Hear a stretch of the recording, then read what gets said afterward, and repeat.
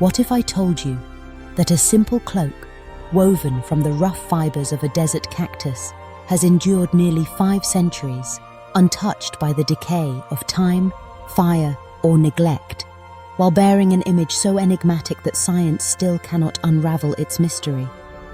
This is not a legend, but the living story of Our Lady of Guadalupe, a miracle that transformed a nation and continues to inspire millions around the world. The story begins in December of 1531, on the outskirts of what is now Mexico City. Juan Diego, a humble indigenous man of the Nahua people, was making his way over the barren slopes of Tepeyac Hill. His life was marked by simplicity and faith, but nothing could have prepared him for what was about to happen. As the morning sun rose, Juan Diego encountered a radiant woman, surrounded by a shimmering light. None other than the Blessed Virgin Mary herself. Mary spoke to Juan Diego in his native language, not in the tongue of the conquerors, but in the mother language of his heart. She asked for a church to be built on that very hill, a place where the suffering and the poor could come to her for comfort.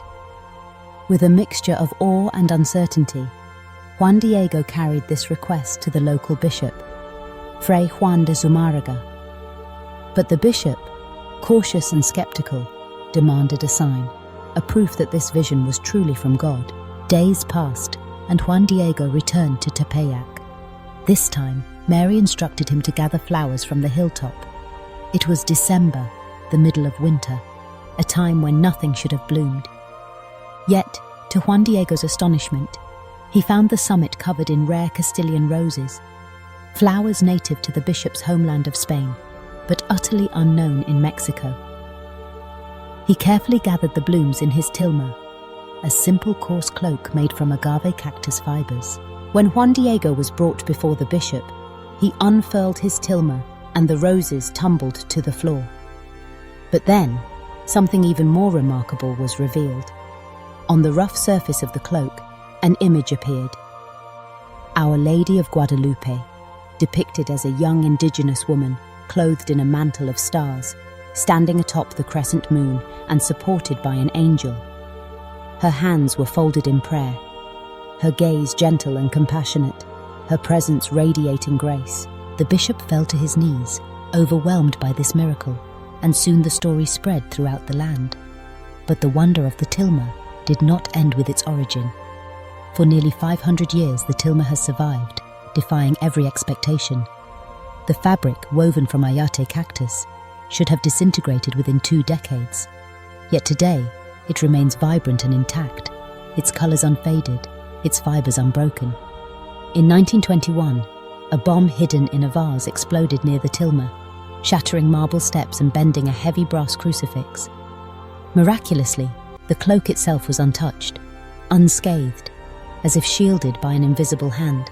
Scientists, artists, and historians have studied the image for centuries, seeking answers. Under close inspection, they have found no brush strokes, no pigments typical of any known technique, no signs that human hands created the image. Some researchers discovered that the stars on Mary's mantle align with the constellations visible over Mexico on that December morning in 1531, as if heaven itself had woven the design. In her eyes, microscopic studies have revealed the reflections of figures: Juan Diego, the bishop, and others present at the moment the image was revealed, captured in impossible detail. Yet, the true miracle of Guadalupe is not only found in the tilma's endurance or its mysterious creation. It is in the hearts it has transformed. In the decade following the apparition, more than 9 million indigenous Mexicans embraced Christianity, a spiritual movement that changed the course of a continent. The message of Guadalupe bridged cultures that had been torn apart by conquest and conflict. It spoke to the indigenous peoples in symbols and language they understood.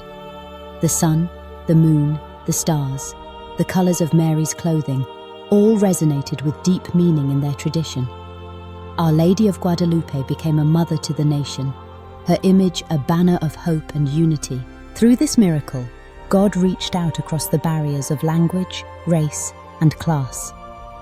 He chose the tilma, a poor man's garment, rough and ordinary, to reveal the extraordinary. In doing so, he showed that his love is not distant or reserved for the powerful, but present in the everyday fabric of our lives. The story of Guadalupe is a testament to the dignity of the humble, the value of listening, and the power of saying yes to God's call.